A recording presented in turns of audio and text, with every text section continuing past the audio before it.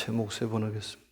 라마스타르마 분다리가스트라 라마스타르마 분다리가스트라 라마스타르마 분다리가스트라.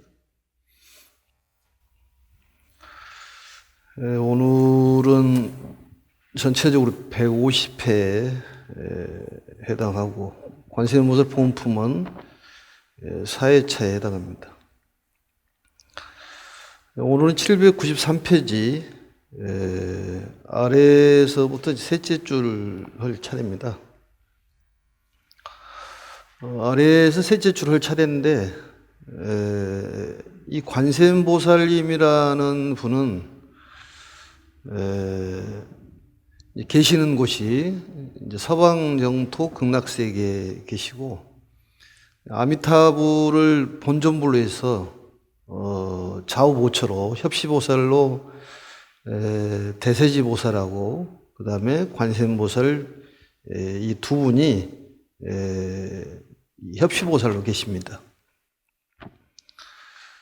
또 이제 관세음보살님을 이제 말씀할 때 관음은 자비, 대세지는 지혜를 상징하는 것이고 지혜가 아무리 있다 그러더라도 지혜가 예부적으로 나타나지 않으면은 우리 속된 말로 구슬이 서말이라도 끼야지 구슬이다 그러듯이 그걸 중생구제하는 데 사용을 해야 된다는 얘기입니다. 그래서 이 관세음보살님은 여환삼매로, 여환삼매라는 것은 마수사 같은 그런 삼매를 통해 가지고 중생을 제도하시는 분이고 현세 이익을 주시는 분이다. 또한 이제 일생 보처보살이란 말을 합니다. 일생 보처보살이란 말은 이 한 생만 지나면 이제 부처가 된다 이런 뜻인데 그게 바로 일생 보처보살 이렇게 기억하시면 될 것 같습니다.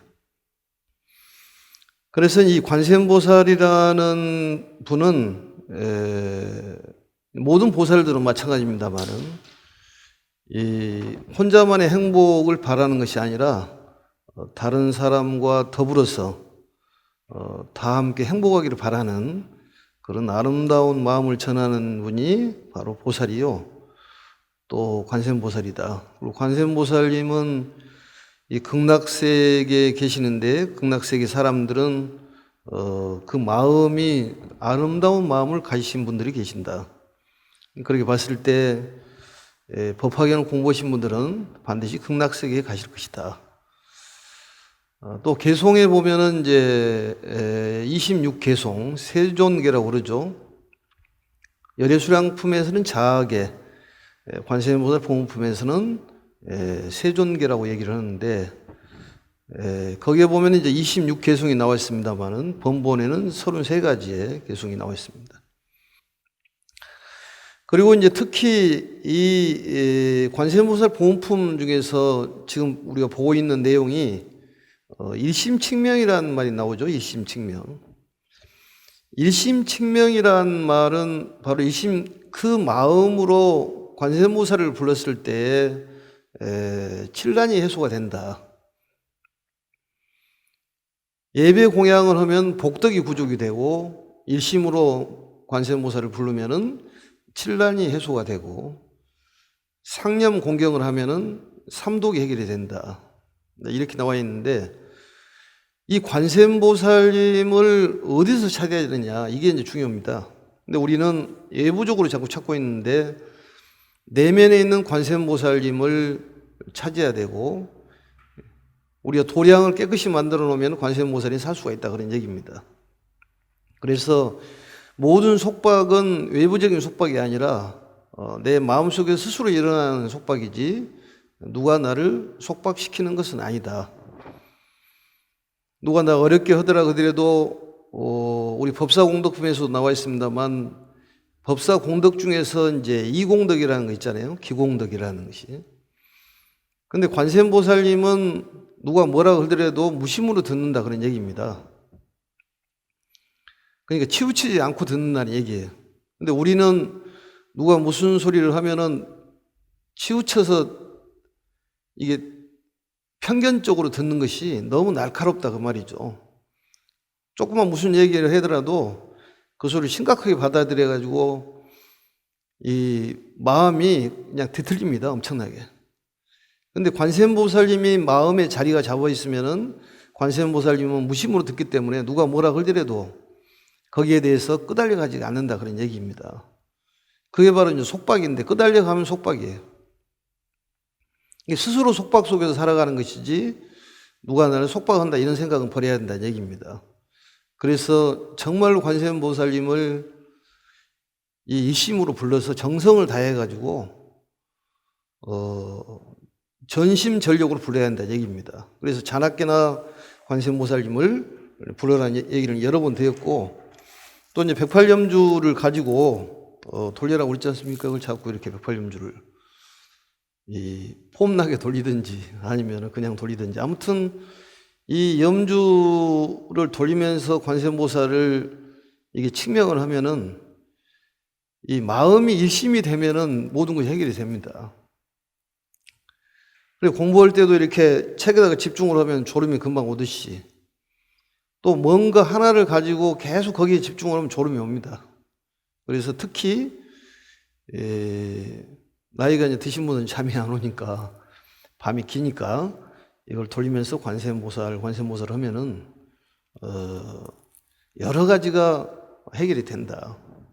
그래서 잠이 안 오는 것은 뭐 지금 불면증 치료를 위해서 나오는 것은 아니고 잠 못 잔 사람들은 많으니까 그래서 생각이 많으면 잠이 안 오니까 여기다가 돌리면서 관세음보살을 집중하면 여러 가지가 해결된다. 이것을 좀 생각을 하시면 좋을 것 같습니다.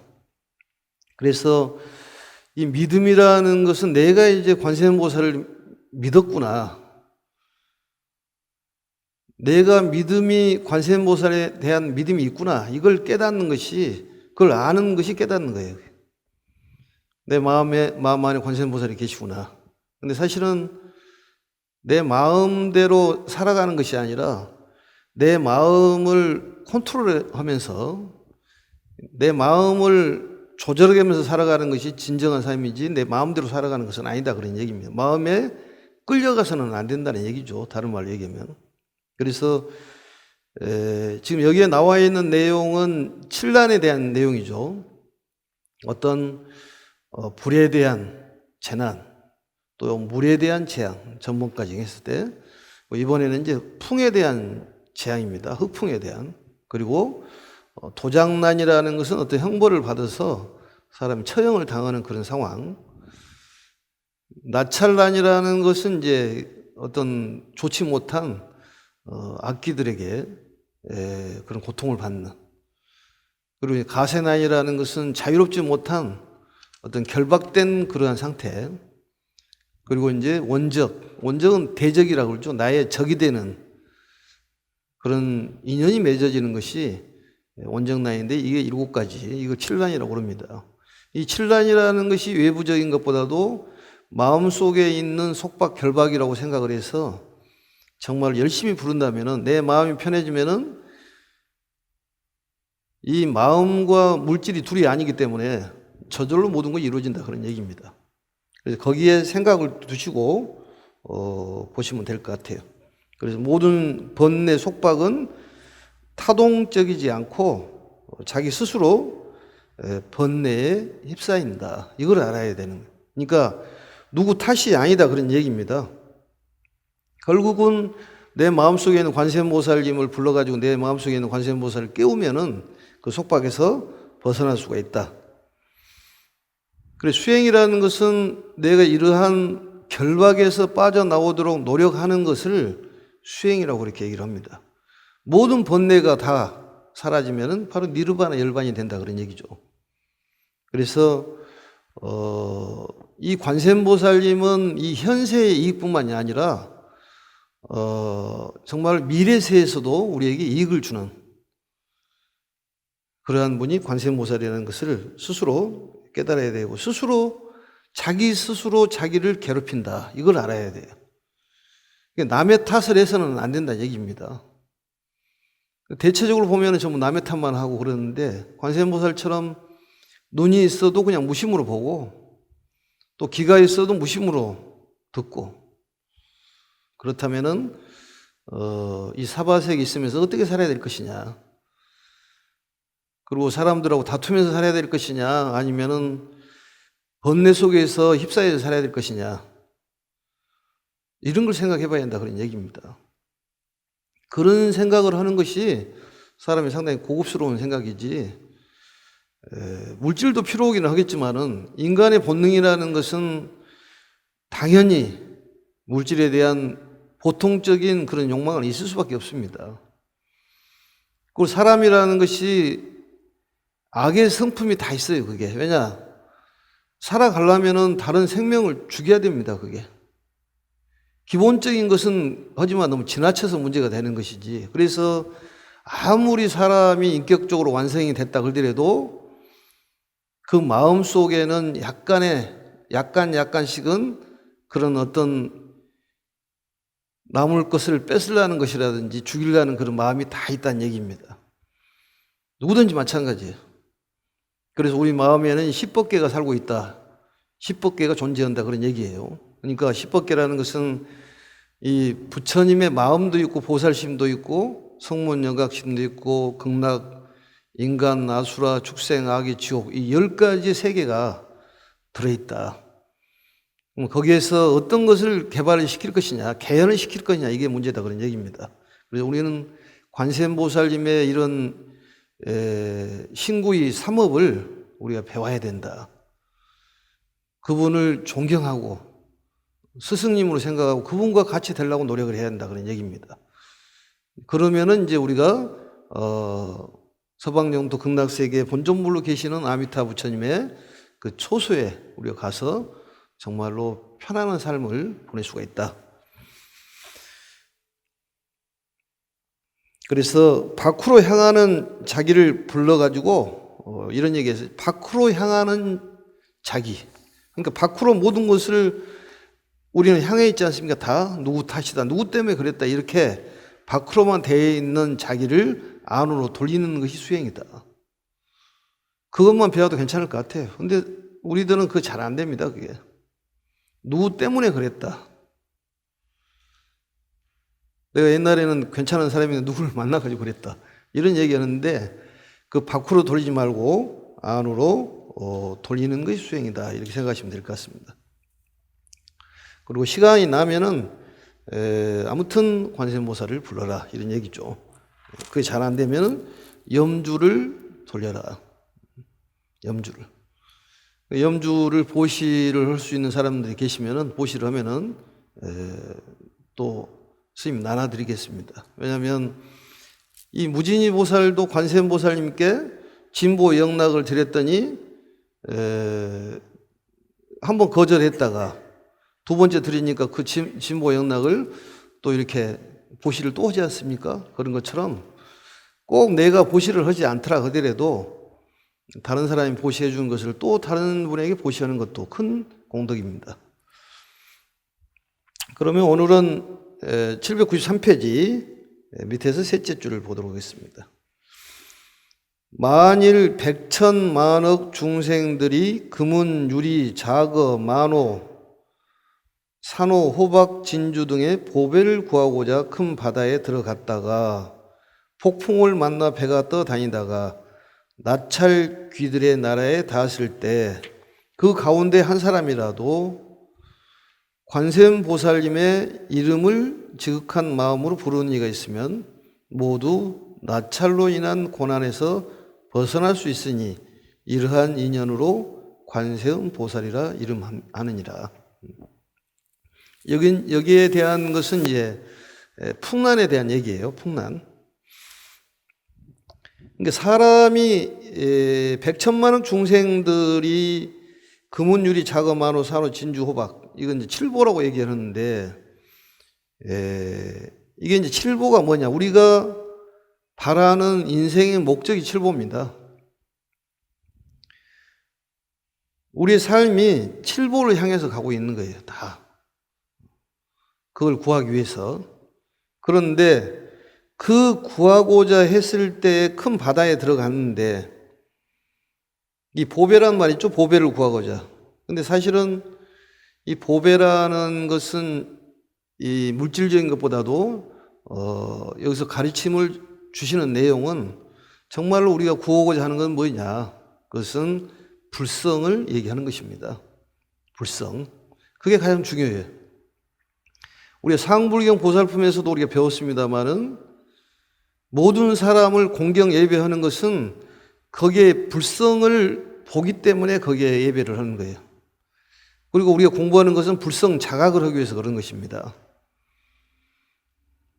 부처님의 성품이 있다는 얘기 아니겠습니까? 그래서 보배라는 것은 불성을 얘기했는데 이 보배를 구하고자 큰 바다에 들어갔다가 폭풍을 만났다고 말이죠. 폭풍을. 폭풍이라는 것이 우리가 바람에 대한 재앙을 우리 마음으로 놓고 본다면 허영심이라든지 또 이제 보살이 아니라 여자들의 바람이 또 무섭다면 치맛바람이나 이런 것들이, 그리고 이제 그 애국 바람도 상당히 무섭다고 그래요. 애국 바람. 바람이 아주 불면은 다 무너뜨리지 않습니까? 태풍이 한번 불면은 다 망가지잖아요, 그게. 그래서 마음에 휘몰아치는 그런 바람. 우리가 말하는 허영심이라든지 어떤 희망을 갖는 것도 필요하지만은 너무 허황된 그런 생각을 하는 것이 바람이라고 우리 생각합니다. 우리가 보배를 구하고자 하는 것은 필요해요, 누구든지. 그렇지만은 너무 심하게 허황된 그런 허황된 그런 생각은 바람에다 비유를 한 것이죠. 흑풍이라는 것은 바로 폭풍을 얘기하는 거예요. 여기서 말하는, 그래서 마음속에 몰아치는 것들인데 그것을 다른 말로 얘기하면 흑풍은 바로 무명을 얘기하는 것입니다. 어리석음을 얘기하는 거예요. 그래서 우리의 인생의 목적을 보물에다가 비유를 했다. 떠다니다가 나찰귀의 나라에 닿았다. 나찰귀라는 것은 이제 나찰이 있고 야차가 있는데, 나찰이 있고 야차가 있죠. 야차는 이제 팔부신중에 들어가는 것인데 똑같은 식인귀예요. 식인귀. 사람을 잡아먹는 그런 귀신들인데, 야차도 그런 잘못된 길을 가다가 부처님께 귀해서 우리 삼신 할머니처럼 뭐 재물을 준다든지 뭐 자식을 준다든지 이렇게 그 생각이 바꿔졌다 그럽니다. 야차가. 그래서 지야차에 걸리면 땅야차에 걸리면 땅에서 죽는 거고, 수야차에 걸리면은 물속에 죽는 거고, 천야차에 걸리면 하늘에 죽는다고 말이죠. 야차는 사람을 잡아먹는 귀신이에요, 그게. 그래서 우리가 아차 그러잖아요. 그게 아차가 아니라 야차 그런데 야차. 아차해서 죽을 뻔했다 이런 얘기했는데 야차에 걸렸다고 말이죠. 야차에. 나찰이라는 것은 그 얼굴은 이 소처럼 생겼는데 우두인수라고 그래가지고 뭐 손이나 발은 이렇게 사람처럼 생겨 있는 긴나라고 같습니다. 그래서 이제 나찰 중에서도 여자 나찰녀가 심나찰녀가 있는데 다란이품에 보면 심나찰녀가 나오죠. 그래서 결국은 이 악귀들도 부처님의 가르침을 듣고 다 귀의하는 그런 내용들이 나오는데, 여자 나찰은 아주 아름답고 흡혈귀, 피를 빨아먹는 그런 귀신이다 그 말이죠. 그리고 이제 남자는 그 얼굴이 추영하고 아주 파리하고 정말 못생겼다 그런 얘기입니다. 나찰 중에서도. 그래서 이 나라에 닿았을 때에 나찰구, 결국은 나찰이란 말은 이제 흡혈귀인데 믿음을 깨트리는 그러한 것들이 우리 마음에다가 비유를 하는 것이죠. 믿음을 깨트리는 것. 그 다음에 넘어가겠습니다. 그래서 흑풍이라든지 바다 이런 나오는 것은 우리 사바세계를 고해라고 얘기하잖아요. 고해. 고통의 바다. 고통의 바다를 건너갔을 때 어떻게 해야 되냐. 그 고통의 바다가 그냥 물만 있는 것이 아니라 파도가 심하게 치는데, 파도가 심하게 치는 것은 결국은 바람 때문에 일어나는 것이기 때문에, 이 파도라는 것은 바람이 멈추면 그대로 잠잠해진 건 아니겠습니까? 인생에 파도가 많잖아요. 굴곡이 많아. 이렇게 어떤 봄, 여름, 겨울, 이 봄, 여름, 가을, 겨울이 있다고 말이죠. 이게 너무 심하다 그런 얘기죠.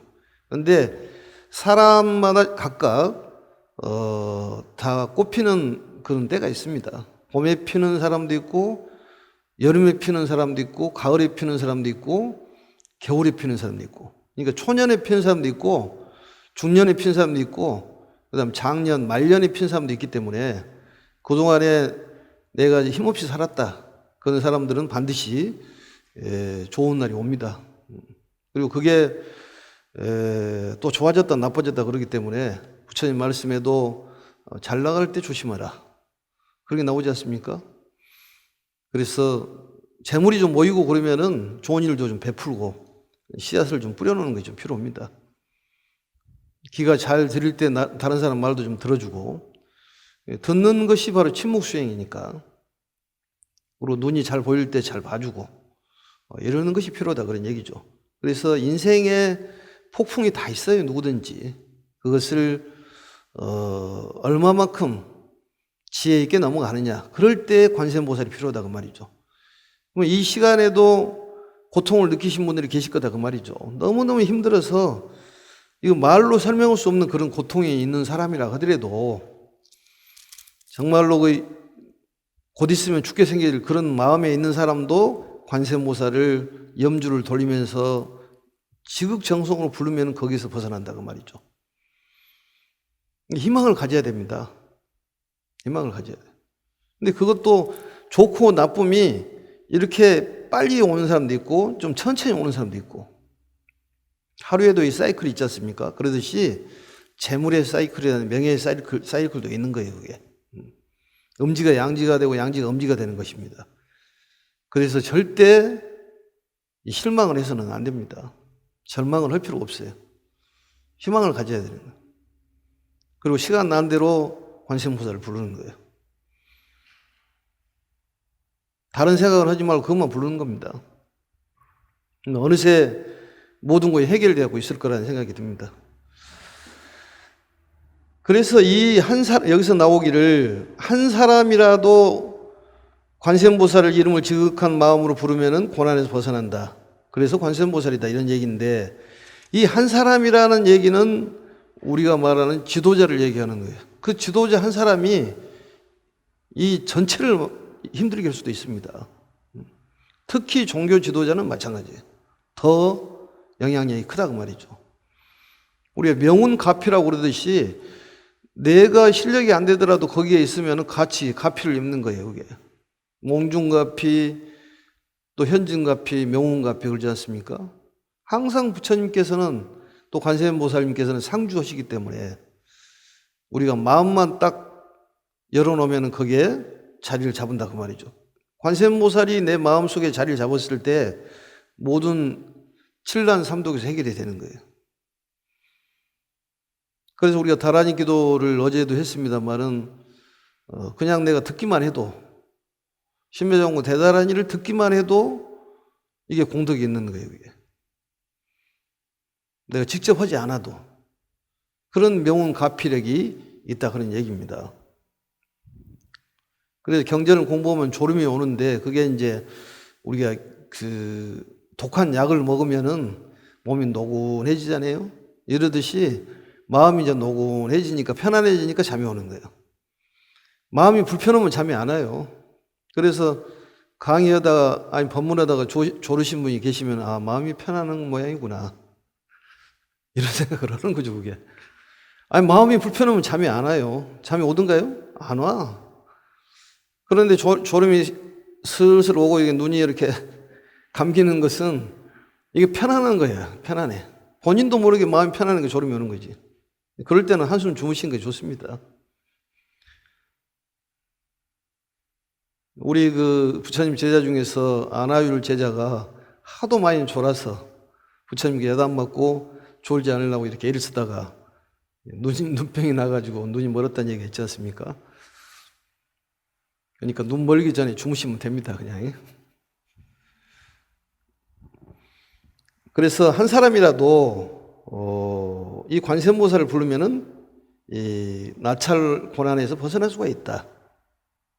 그래서 이 관세음보살님을 부르는 것은 결국은 부른다는 것은 진리를 설하는 사람이에요. 진리를 설하는 사람이에요. 관세음보살, 관세음보살. 이게 진리를 설하는 사람이라니까. 진리로 향하는 그런 마음이면 모든 게 다 해결이 됩니다. 마음이 편안해야 돼요. 그래서 이 바람이라는 것이 여러 가지 있겠습니다만은 어떤 애욕의 거센 바람. 바람이 많아요, 그게. 바람 탄다고 그러지 않습니까?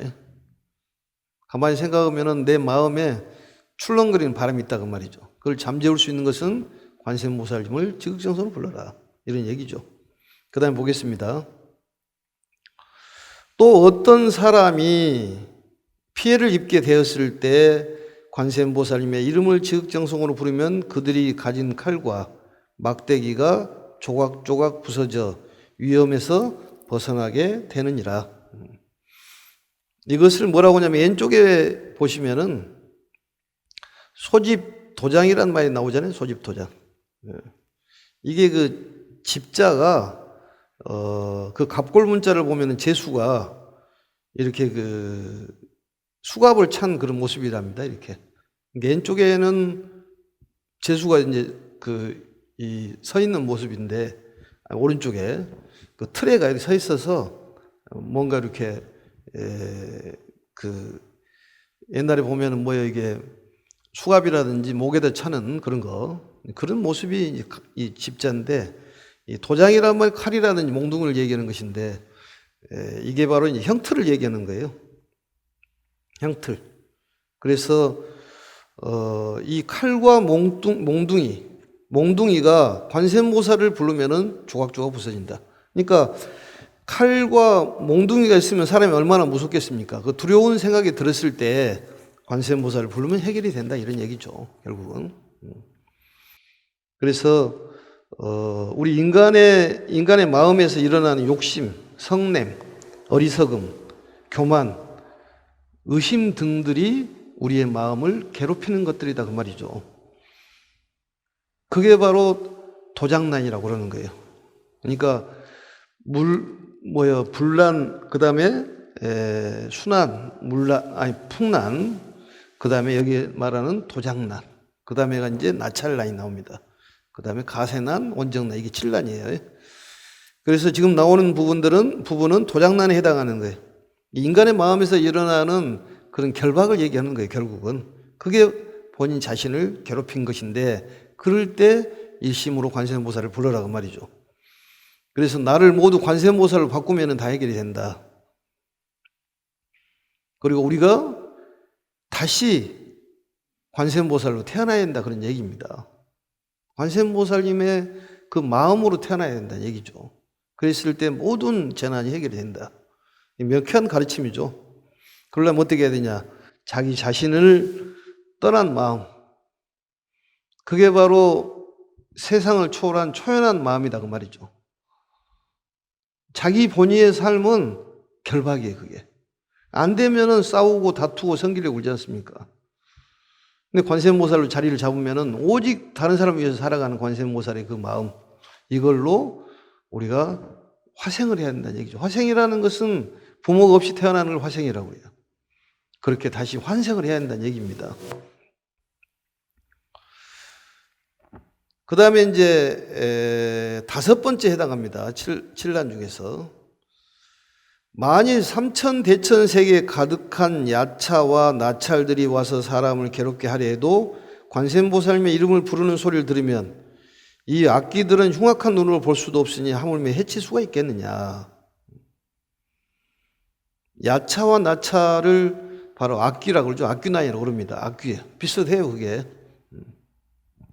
그래서 악귀의 총칭을 바로 이제 야차라 나찰이라고 그럽니다.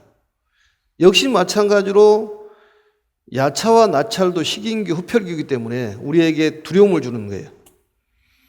우리의 마음의 두려움을. 그래서 우리 마음의 두려운 마음이라는 것은 뭐냐? 남에게 막 화를 내고 무섭게 하는 그런 마음들, 포악한 그런 마음이 결국은 나찰이 들어있어서 그렇다고 말이죠. 그리고 남을 괴롭히는 마음. 이러한 것들이 우리의 삶을 번민스럽게 만들고 괴로운 생활을 할 수밖에 없다고 말이죠. 그게 마음에서 드러나는 거예요.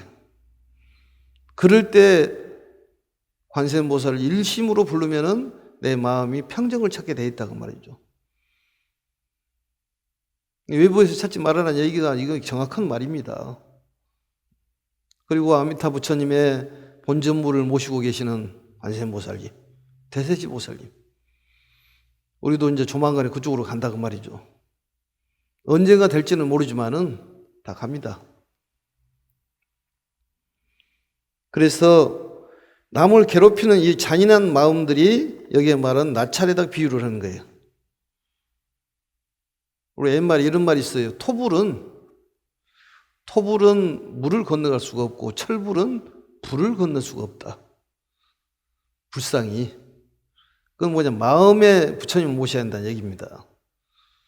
흙으로 된 부처님은 물을 건너가면 다 녹아버리잖아요, 그게. 철로 되어 있는 부처님은 불을 건너갈 수가 없다, 그런 얘기예요. 결국은 이 마음속에 부처님을 모셔야 한다는 얘기예요. 관세음보살님을 마음속에 모셔야 한다는 소리입니다. 흙으로 되어 있는 관세음보살님은 당연히 물을 건너갈 수가 없겠죠, 녹아버리니까. 우리 마음속에 부처님이나 관세음보살님은 절대로 그런 데에 휩싸리지가 않다.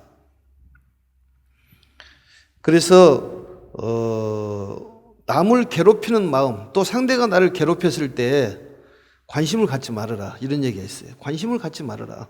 귀를 막고 눈을 감아보라, 그 말이죠. 무심으로 들어라, 그 말이에요. 무심으로. 누가 뭐라 그러더라도 거기에 대해서 끄달려 가지 말아라는 소리하고 똑같습니다.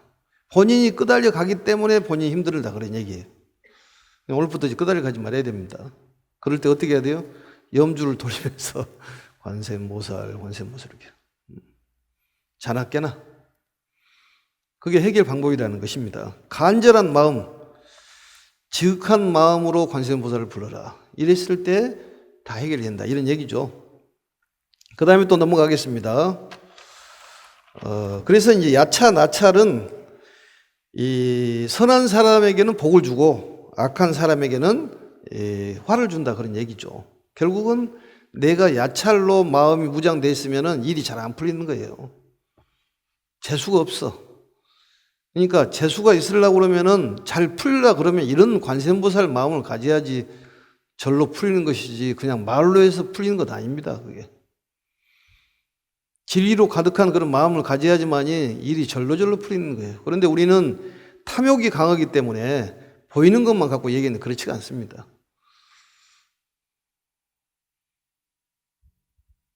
그 다음에 보겠습니다.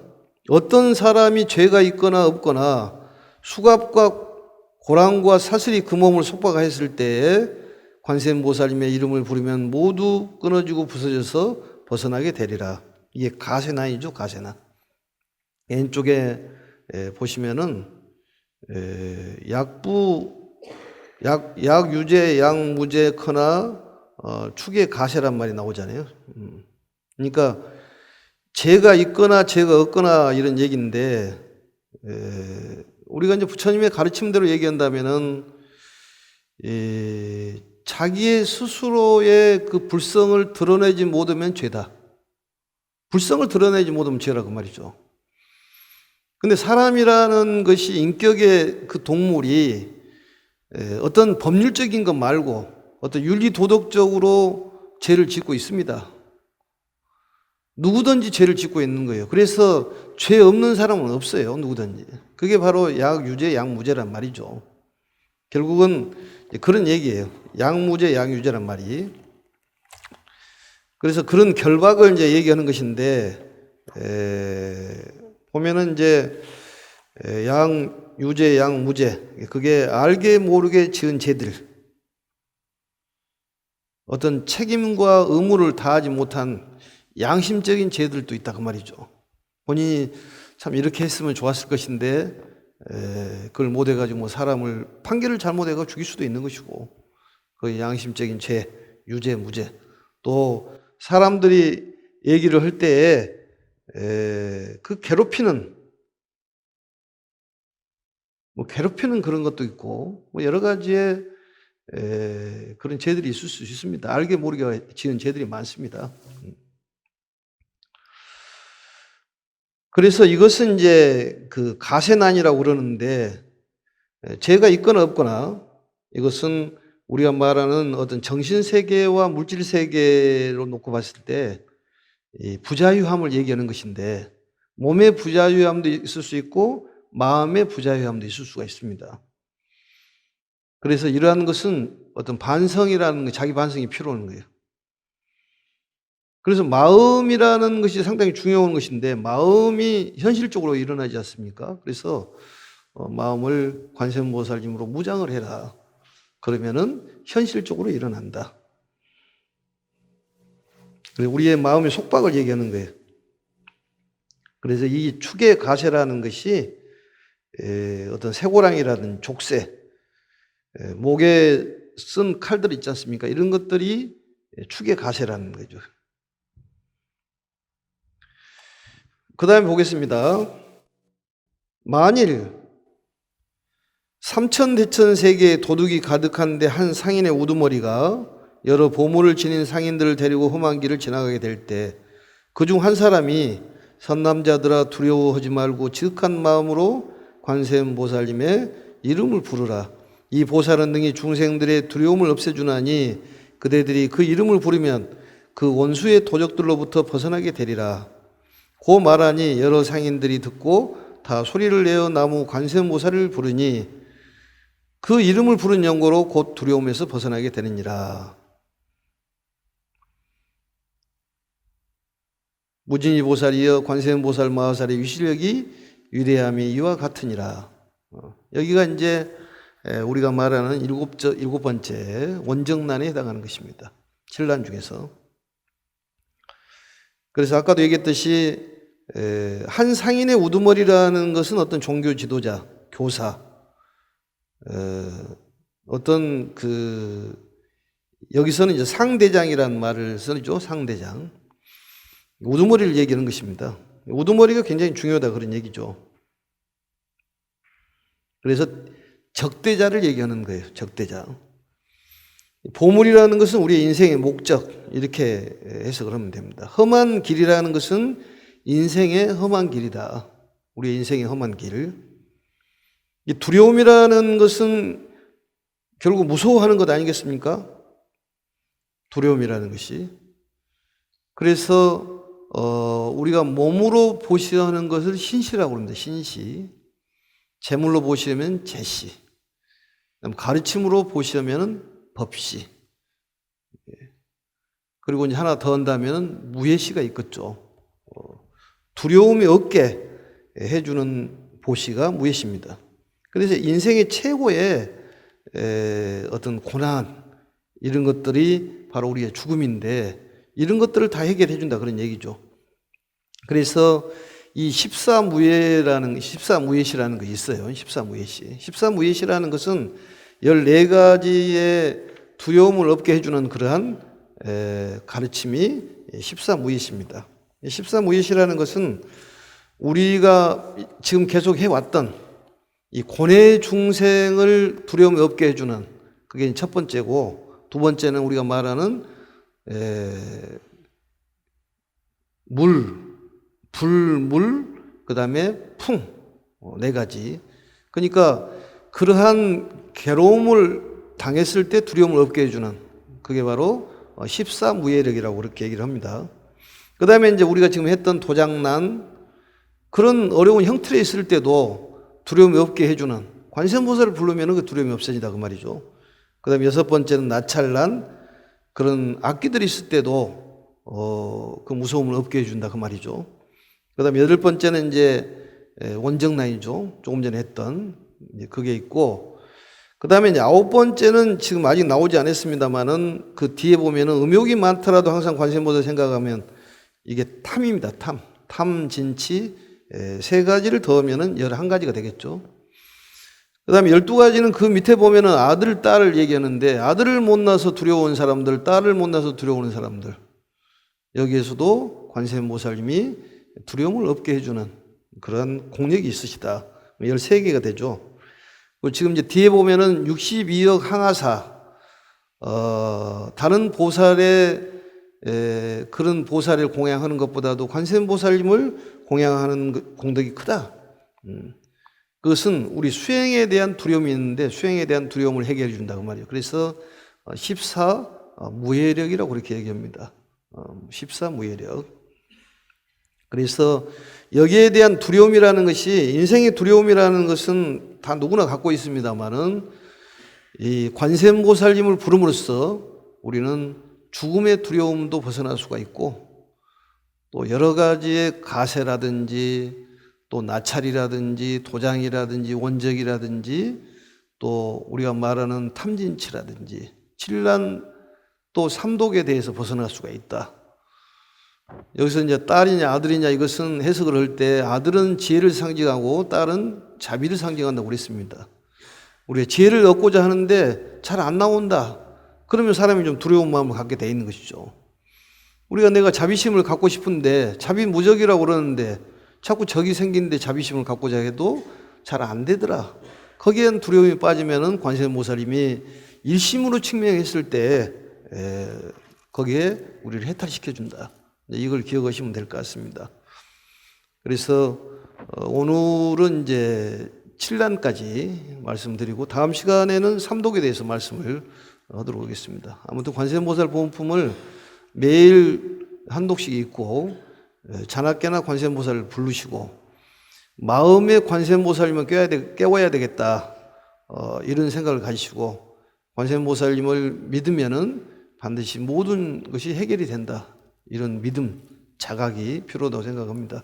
그랬을 때 우리가 이제 갖고자 하는 여러 가지들이 해결될 것으로 생각합니다. 염주 하나씩 들으시고 돌리시면 될 것 같습니다. 자, 제목 3번 하고 마치겠습니다. 라마스타르마 분다리카 수트라, 라마스타르마 분다리카 수트라, 라마스타르마 분다리카 수트라. 수고하셨습니다.